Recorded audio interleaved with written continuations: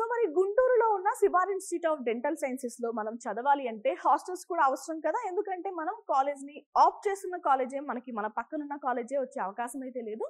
So మనకి rank బట్టి ఇతర ప్రాంతాలకు కూడా వెళ్ళి చదువుకోవాల్సిన అవసరం ఉంటుంది. అలా వెళ్ళడం ఏం తప్పు కాదు, ధైర్యం చేసి.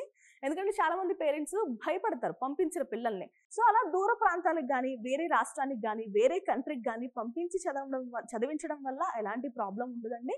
కొన్ని సెక్యూరిటీ ప్రికాషన్స్ తీసుకుని పంపించే ప్రయత్నం ధైర్యము చేయండి. ఎందుకంటే మన పిల్లలు రోజు రోజుకు పెరుగుతున్న టెక్నాలజీతో, లేదు అంటే ఎంత కాంపిటీషన్తో వాళ్ళు కూడా అంతే రేంజ్లో నాలెడ్జ్ అనేది పెంచుకోవాల్సిన అవసరం ఉంటుంది. కాబట్టి మీరు పంపించడానికి ఎలాంటి హెసిటేషన్ చేయొద్దు. ఎందుకంటే నేను డెంటల్ గురించి మాత్రమే మాట్లాడట్లేదు.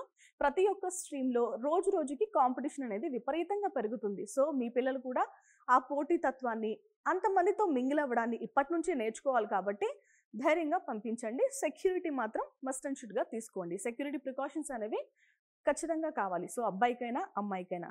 ఇప్పుడు మనం మాట్లాడుకుంటున్న సిబార్ ఇన్స్టిట్యూట్ ఆఫ్ డెంటల్ సైన్సెస్లో హాస్టల్స్ ఉన్నాయా అంటే ఎస్ ఉన్నాయి. సెపరేట్ హాస్టల్స్ ఉన్నాయండి. Dedicated accommodation for boys and girls provide చేస్తున్నారు with in the campus. Okay, room setup ఎలా ఉంటుందంటే స్పేషియస్ రూమ్స్ అయితే ఉన్నాయి. Shared by 2 students, each equipped with bed, study table and cupboards అయితే ప్రొవైడ్ చేస్తున్నారు. ఓకేనా, షేర్డ్ రూమ్స్ ప్రొవైడ్ చేస్తున్నారు.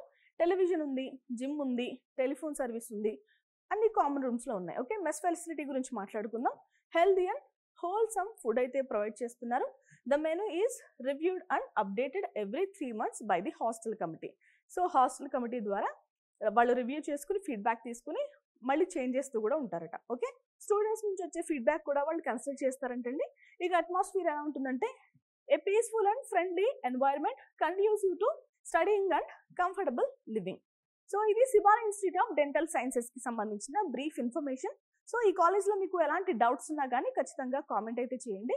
ఈ కాలేజ్లో చదువుకోవాలి అంటే నీట్ ఎగ్జామ్లో క్వాలిఫై అవ్వాలి. కాబట్టి ఎంత ర్యాంక్ రావాలో ఇప్పుడు చూద్దాం.